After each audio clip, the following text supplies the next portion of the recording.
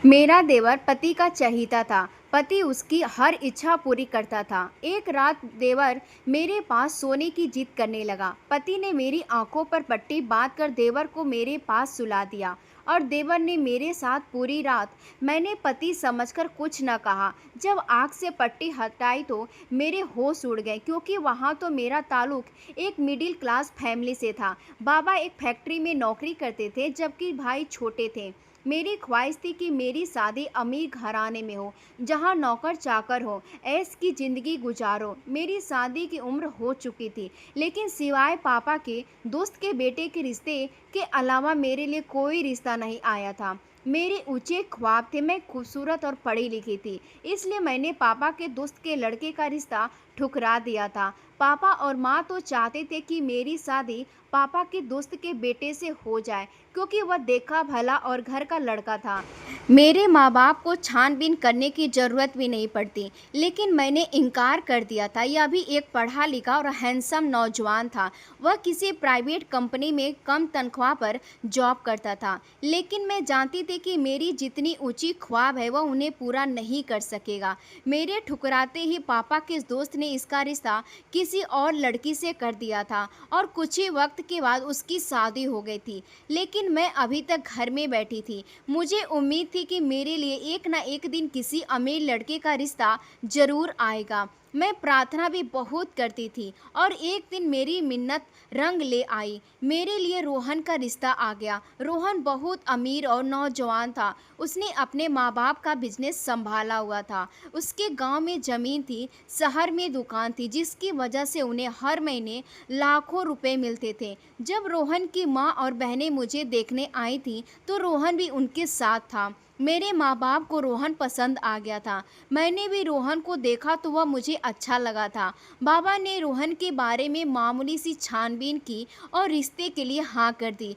कुछ ही वक्त के बाद मेरी और रोहन के साथ धूमधाम से शादी हो गई। रोहन जब दुल्हा बनकर आया था तो उसने सेहरा सजाया हुआ था, इसलिए हम में से कोई भी उसकी शक्ल नहीं देख सके थे। यहाँ तक कि रस्मों के वक्त भी सेहरा नहीं उतारा था। यह सब लड़कियों ने उसे बहुत छेड़ा था कि दुल्हा बहुत शर्मीला है। विदा होकर मैं रोहन के घर पहुंची तो मुझे रोहन के कमरे में ले जाने से पहले मेरी सास ने अपने बैग से एक पट्टी निकाली और कहने लगी, बहू, हमारे यहाँ एक रस्म है जिसे निभाना बेहद ज़रूरी है। अगर तुम चाहती हो कि तुम्हारी औलाद में पहला बेटा हो तो यह पट्टी तुम्हें अपनी आंखों पर बांधनी होगी। यह पट्टी तुम उस वक्त तक बांधो रखोगी जब तक तुम प्रेग्नेंट नहीं हो जाती। अगर तुम्हारा पति काम पर चला जाएगा तब तुम पट्टी उतार सकती हो, लेकिन जब तक तुम्हारे पति के आने का वक्त होगा तो तुम्हें पट्टी आंखों पर बांध लेनी है। सास की बातें सुनकर मुझे बहुत अजीब लगा। यह कैसी रस्म थी जिसने मैं अपने पति तक को नहीं देख सकती थी। सास ने मेरी आंखों पर पट्टी बांधी और मुझे कमरे में ले जाकर बैठा दिया। अंधों की तरह बैठी अपने पति के आने का इंतजार करती रही। कुछ ही देर के बाद रोहन आया और उसने भी वही बात कही जो मेरी सास ने कही थी कि अगर तुम्हें पहले बेटा चाहिए तो प्रेग्नेंट होने तक तो आंखों पर पट्टी बांधी रखनी होगी। रात को मैं तुम्हारे करीब आऊँगा, तब भी तुम आंखों से पट्टी नहीं हटाओगे। हर लड़की की तरह मेरी भी ख्वाहिश थी कि मेरी पहली औलाद लड़का हो। मुझे लड़के की ख्वाहिश थी, इसलिए मैंने पति की बात भी मान ली। क्योंकि मैं रोहन को पहले देख चुकी थी, इसलिए मुझे कोई परेशानी नहीं थी। मुझे तो इस बात की खुशी थी कि मेरी अमीर घराने में शादी हुई थी। 1-2 महीने की बात थी, जिससे फिर मैं प्रेग्नेंट हो जाऊंगी तो मेरी आंखों से पट्टी उतार दी जाएगी और फिर मैं अपने पति को देख सकूंगी। वह रात भी अच्छे से गुजर गई। अगले दिन रिसेप्शन था। वह हो ना सका क्योंकि मेरे पति को बिजनेस के सिलसिले में दूसरे शहर जाना पड़ गया था। रोहन ने कहा था कि अगले महीने हम रिसेप्शन रख लेंगे। मेरा कमरा बहुत बड़ा और शानदार तरह से सजाया गया था। सब जगह टाइल्स लगी हुई थी। अटैच बाथरूम था और इतना बड़ा बाथरूम था जितना मेरे घर का एक कमरा था। शादी से पहले मेरी सास ने मेरे माँ बाप से दहेज लेने को मना कर दिया था। सास ने कहा था हमें दहेज की कोई ज़रूरत नहीं है, हमारे पास ऊपर वाले का दिया सब कुछ है। इसलिए मना करने के बावजूद माँ ने मुझे सोने का एक सेट दिया था। बाकी सब खर्चा रोहन के घर वालों ने पूरे किए थे।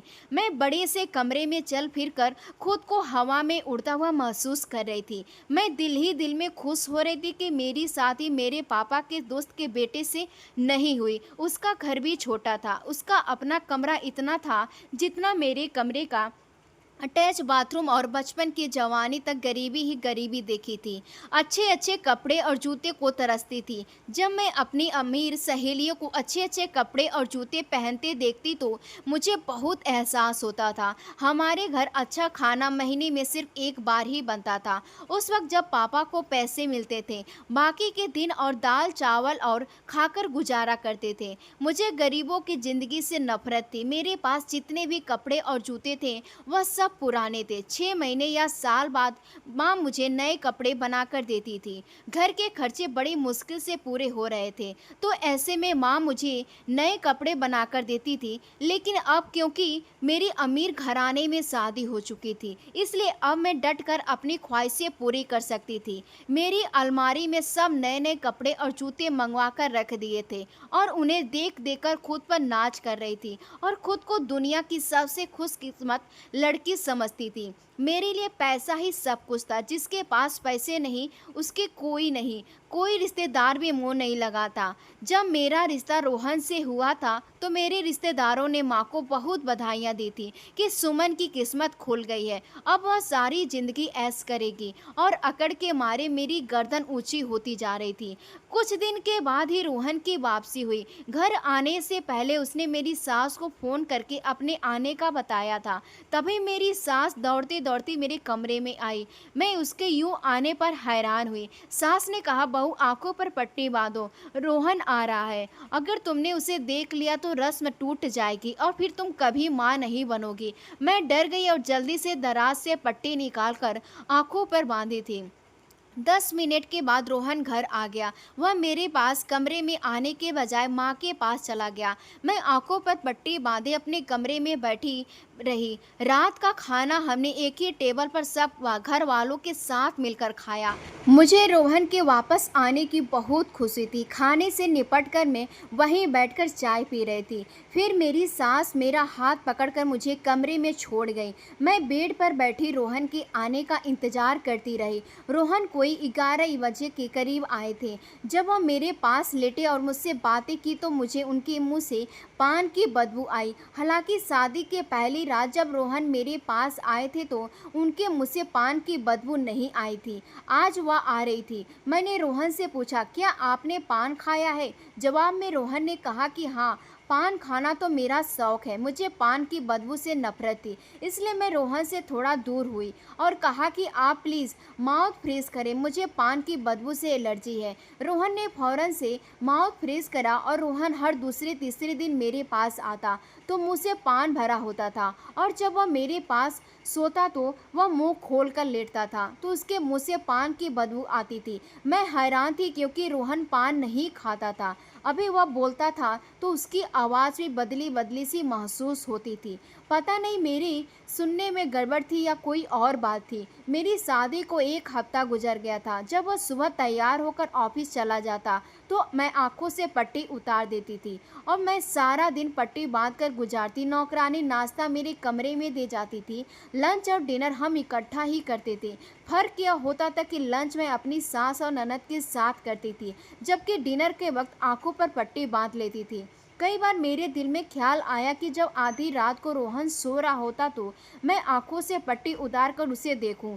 मैंने उसे शादी से पहले देखा था, उसके बाद नहीं देखा था, इसलिए मेरे दिल में उसे देखने की ख्वाहिश बहुत रहती थी। फिर जब मुझे सास की बात याद आई तो मैं डर के मारे अपना इरादा बदल लेती थी। मेरी तरह कोई भी औरत नहीं चाहेगी कि वह बाँझ हो, चाहे कुछ भी हो जाए। जब मैं प्रेग्नेंट हो जाऊंगी तो मेरी आंखों से हमेशा के लिए पट्टी उतर जाएगी।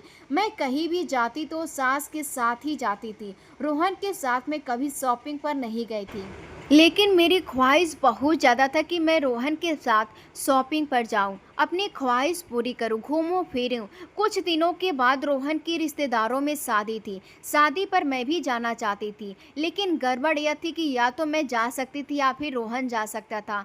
हालांकि मैंने रोहन को जाने दिया और खुद घर पर ही रही। रोहन का एक भाई भी था जो उसका जुड़वा भाई था। जुड़वा होने के बावजूद दोनों भाइयों की शक्ल एक दूसरे से अलग थी। उसका नाम राहुल था। वह सारा सारा दिन घर पर ही होता था। उसका अलग से कमरा था। मैं जब भी उसे देखती तो वह तेज नज़रों से मुझे देखता रहता था। कभी कभी मुझे उससे डर भी लगता था। मैंने उनसे राहुल के बारे में पूछा था। सास ने बताया कि वह दिमागी तौर पर अब नॉर्मल था और उसका इलाज हो रहा था। वह जल्दी ही ठीक हो चुका था और डॉक्टर ने बताया कि वह जल्दी पूरा ठीक हो जाएगा और नॉर्मल ज़िंदगी गुजारने मेरे साथ भी बातें करता था। लेकिन मैंने कभी नहीं देखा कि इसने पागलों जैसे बातें की है। वह सीरियस रहता था। वह अपने दोस्तों के साथ घूमने फिरने भी जाता था। वह पान खाता था, क्योंकि मैंने अक्सर उसे पान खाते हुए देखा था। सास ने नहीं बताया था कि रोहन भी कभी कभी पान खाता है। मुझे राहुल पर बहुत तरस आता था। मैं उसकी जल्द ठीक होने की दुआ करती थी। कभी कभी वह मुझे अपने साथ शॉपिंग पर भी ले जाता था। जब वह मुझे शॉपिंग पर चलने को कहता तो मेरी सास कहती, बहू राहुल के साथ जाने से इनकार मत करना, वरना मेरे बेटे का दिल टूट जाएगा। यही वजह थी कि मैं राहुल का दिल रखने की खातिर उसके साथ चल पड़ती थी। हमारे साथ घर की नौकरानी भी होती थी। राहुल मुझे अच्छे अच्छे कपड़े, ज्वेलरी और जूते दिलवा देता था। मुझे अजीब तो लगता था, लेकिन मैं उसका दिल रखने की खातिर यह सब चीज़ें ले लेती थी। हालांकि यह सब चीज़ लेकर देना मेरे पति का काम था, लेकिन मुझे उसे देखना और इसके साथ कहीं भी जाने पर पाबंदी थी। मेरी शादी को 1 महीना हो गया था, लेकिन मैं प्रेग्नेंट नहीं हुई थी। इस दौरान मेरी राहुल से अच्छी दोस्ती भी हो गई थी। हमारी दोस्ती होने पर मेरी सास या मेरे पति रोहन ने कभी भी कोई एतराज़ नहीं किया था। रात को जब रोहन मेरे पास आता तो मैं उसे दिन भर की दास्तान सुनाती थी। वह कोई ध्यान नहीं देता था। ज़्यादातर हूँ या हाँ में जवाब देता था। मैं रोहन के पान खाने की आदत की भी आदी हो गई थी। कभी कभी मुझे नहीं लगता था मैं रोहन से कहती कि वह पान ना खाया करे। वह मेरी बात मान जाता था और मैं अंदर ही अंदर यह सोचती रहती, काश मैं जल्द से जल्द प्रेग्नेंट हो जाऊं, ताकि मेरी आंखों से पट्टी उतर जाए और मैं अपने पति को देख सकूं, उससे खुलकर बातें करूं और उसके साथ घूमने फिरने जाऊं। शादी के बाद से मैं माँ के घर भी नहीं गई थी। हर दूसरे तीसरे दिन माँ और बाबा से फ़ोन पर बात हो जाया करती थी। मुझे खुश देखकर वह भी खुश हो जाते थे। वैसे भी माँ बाप की खुशी उनकी औलाद की खुशी में ही छुपी होती है। एक दिन फिर पता चला कि रोहन को बिजनेस के सिलसिले में दूसरे शहर जाना पड़ गया है, तो वह चला गया। उसकी वापसी कब तक होनी थी यह नहीं बताया था। मैंने सास से पूछा था, उसने बताया कि रोहन को 3-4 दिन लग सकते हैं। खामोश हो गई थी। जाहिर सी बात है, बिजनेस के सिलसिले में तो वह अक्सर शहर से बाहर जाया करता था। 3 दिन गुजर चुके थे कि रोहन बिजनेस के टूर से वापस आ गया। आने से पहले जब उसने सास को खबर दी तो सास ने मेरी आंखों पर पट्टी बंधवा दी थी। मैं सोचती, काश मेरी सास मुझे बताना भूल गई होती तो मैं रोहन को अपने पास देख सकती। मैं एक बार फिर पट्टी बांधकर कमरे में बैठ गई। उस रात रोहन कमरे में देर से आया था। मैं इस दौरान उसका इंतजार करते करते सो गई थी। कभी कभी मुझे रात को प्यास महसूस होती थी तो मैं उठकर पानी पीती थी। रात के किसी वक्त मुझे प्यास महसूस हुई तो मेरी आँख खुल गई। मुझे पान की बदबू महसूस हुई थी। शायद इस रात रोहन ने पान खाया था और माउथ फ्रेश किए बगैर ही सो गया था। सोते वक्त अचानक मेरी आंखों से थोड़ी सी पट्टी हट गई थी। मेरे नाइट क्लब की रोशनी में रोहन की तरफ नज़र दौड़ाई तो मैं चौंक पड़ी। मैं जल्दी से बिस्तर से उतर गई। मैं बैग की साइड से घूमकर रोहन की तरफ वाली साइड पर आई और गौर से रोहन को देखा तो मेरी रूह फना हो चुकी थी। मुझे अपने पैरों के नीचे से ज़मीन खिसकी हुई महसूस हुई। मेरे साथ जो आदमी सो रहा था वह रोहन नहीं, उसका अबनॉर्मल भाई और मेरा देवर राहुल था। उसके मुंह से पान की बदबू के भाप निकल रहे थे। मुझे बड़ी घिन महसूस हुई, लेकिन मेरी समझ में नहीं आ रहा था कि मेरे बेड पर राहुल क्यों सो रहा था। रोहन कहा था। मैंने शोर मचाना शुरू किया। अचानक राहुल की आंख खुल गई और वह उठकर बैठ गया। मेरे चिल्लाकर राहुल से पूछा, कि राहुल तुम मेरे कमरे में क्या कर रहे हो? रोहन कहाँ है? राहुल ने उठकर मेरे मुंह पर हाथ रख दिया और कहने लगा, सुमन शोर मत बचाओ, सब जाग जाएंगे, मैं ही तुम्हारा पति हूँ, रोहन हूँ। मैंने उसे धक्का दिया और बोली, नहीं तुम झूठ बोल रहे हो, तुम्हें मेरा पति कहते हुए शर्म नहीं आई? मैं तुम्हारे भाई की अमानत हूँ और तुम अपने भाई की अमानत पर डाका डालने आए हो। मैं अभी जाकर सबको बताती हूँ। मैं बाहर जाने लगी तो राहुल ने मुझे पकड़ लिया और मैंने राहुल के पकड़ से खुद को छुड़वाने की कोशिश की, लेकिन नाकाम रही। राहुल ने मुझे बेड पर बैठाया और मेरे सामने बैठने के बाद कहने लगा, देखो सुमन, मैं सच कह रहा हूँ, मैं ही रोहन हूँ और तुम्हारा पति हूँ, तुम्हारी शादी मुझसे हुई है। मुझे राहुल की बातों पर किसी सूरत यकीन नहीं आया था। मुझे उससे घिन आ रही थी जो अपने भाई की अमानत पर अपना हक जता रहा था। मैंने जोर जोर से शोर मचाना शुरू कर दिया। रोहन ने मुझे चुप कराने की बहुत कोशिश की थी। मुझ पर जुनून सवार हो चुका था। यह सोचकर ही मुझे घिन आ रही थी कि इसने मुझे छुआ था। मैं सब कुछ बर्दाश्त कर सकती थी, लेकिन अपनी इज्जत पर हाथ डालने वाले को बर्दाश्त नहीं कर सकती थी। मैं लौटकर बाहर जाने लगी तो राहुल ने मुझे पकड़ लिया। गुस्से से मेरा दिमाग खौल रहा था। जब मुझे कुछ ना समझ आया तो मैंने मेज पर रखा गमला उठाया और राहुल के सर पर मार दिया और राहुल के मुंह से चीख निकली और नीचे फर्श पर गिर पड़ा। गमला लगने की वजह से उसके सिर से खून निकलना शुरू हो गया था।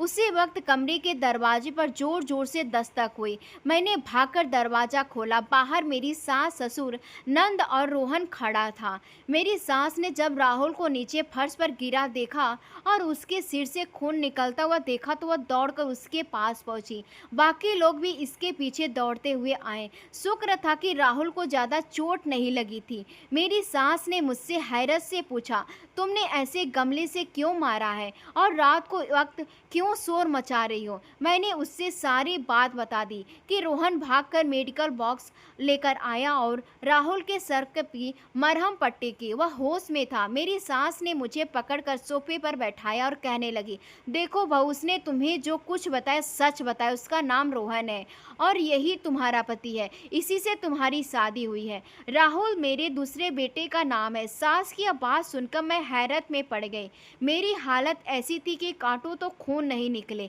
मुझे अपनी किस्मत पर यकीन नहीं आ रहा था। मैंने नहीं में सिर हिलाते हुए कहा, नहीं माँ, यह नहीं हो सकता, आप झूठ बोल रही हैं। यह रोहन नहीं हो सकता, यह तो राहुल है। राहुल तो कभी भी पान नहीं खाते हैं और यह रोजाना पान खाता है। मैंने ससुर से भी बात की तो उन्होंने भी यही कहा कि यही सच है, यही रोहन है और तुम्हारा पति है। मेरी बीवी ने तुम्हें लोगों के साथ धोखा किया था। मेरे ससुर इसके आगे कुछ बोलते मेरी सास ने उन्हें बीच में रोक दिया। आप यह क्या कर रहे हैं? मेरे ससुर गुस्से से बोले, तुम चुप रहो, कब तक तुम बहू को धोखे में रखोगी? आखिर एक ना एक दिन सच तो सामने आ ही जाना है। मेरी सास खामोश हो गई और मैं शर्मिंदा के मारे सर झुका लिया। मेरे ससुर उठकर मेरे पास आए और मेरे सर पर हाथ रखकर कहने लगे, बहू, मैं तुम्हें सारी बात बता देता हूँ ताकि तुम किसी गलतफहमी में ना रहो। मेरे 2 जुड़वा बेटे हैं। तुम्हारे पति का नाम रोहन है जो पान खाता है, जबकि दूसरे का नाम राहुल है, तुम्हारा देवर है। रोहन जब पैदा हुआ था तो अब नॉर्मल था। इसका इलाज कराया गया था, वह ठीक हो गया था, लेकिन कुछ वक्त पहले इसकी हालत ख़राब हो गई थी। हमने डॉक्टर को दिखाया तो डॉक्टर ने उसका यही इलाज बताया कि अगर उसकी शादी कर दी जाए तो ठीक हो जाएगा। हमने उसका ख़ानदान में रिश्ता तलाश किया, लेकिन हमारे ख़ानदान का कोई भी शख्स अपनी बेटी रोहन को देने को तैयार नहीं था। सब यही कहते थे कि अब नॉर्मल है, यह पागल है कि हमारी बेटी को कैसे खुश रखेगा। फिर तुम्हारी सास ने ऐसी लड़की की तलाश शुरू की जो रोहन से शादी कर राजी हो जाए, लेकिन जब तुम्हारी सास लड़की वालों को बताती तो वह इनकार कर देते थे। मजबूरन तुम्हारी सास को झूठ का सहारा लेना पड़ा। जब तुम्हारा रिश्ता देखने गई थी तो राहुल को साथ ले गई थी और उसे रोहन जाहिर किया। तुम लोगों ने इसे पसंद भी कर लिया। फिर हमने तय किया कि जब हम बारात लेकर आएंगे तो रोहन होगा। जब तुम्हारी सास तुम्हें विदा करके ले आई और तुम्हारी आंखों पर पट्टी बांध दी कि राहुल की जगह रोहन को देखकर डर न जाओ, इसलिए तुम्हारी सास ने झूठ बोला कि हमारे यहाँ रस्म है, अगर पहला औलाद बेटा हो तो बहू को उस वक्त तक आंखों पर पट्टी बांध कर रखनी होगी और जब तक वह प्रेग्नेंट ना हो जाती।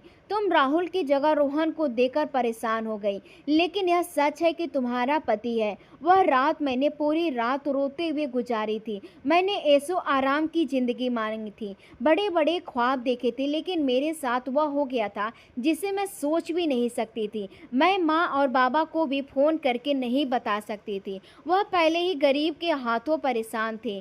जब उन्होंने मेरी परेशानी का पता चलेगा तो वह गम में चले जाएंगे, इसलिए मैंने उन्हें बताना सही नहीं समझा। और बाकी की ज़िंदगी रोहन को अब नॉर्मल था, उसके साथ गुजारनी लगी। सच कहते हैं कि जो ऊपर की तरफ मुँह करके थूकता है, उसी का थूक उसके ऊपर ही आकर गिरता है। मैंने अपने पापा के दोस्त के बेटे का रिश्ता ठुकराया था, लेकिन बदले में मुझे पागल इंसान मिला। काश मैंने लालच ना किया होता। सच कहते हैं लालच बुरी बला होती है। तो दोस्तों, उम्मीद करती हूँ आपको हमारी कहानी पसंद आई होगी। कहानी पसंद आई है तो वीडियो को लाइक करें, चैनल पर नए हैं तो चैनल को सब्सक्राइब करें और हाँ, नोटिफिकेशन बेल को ज़रूर दबाएं ताकि अगली अपडेट सबसे पहले आपको मिले। धन्यवाद।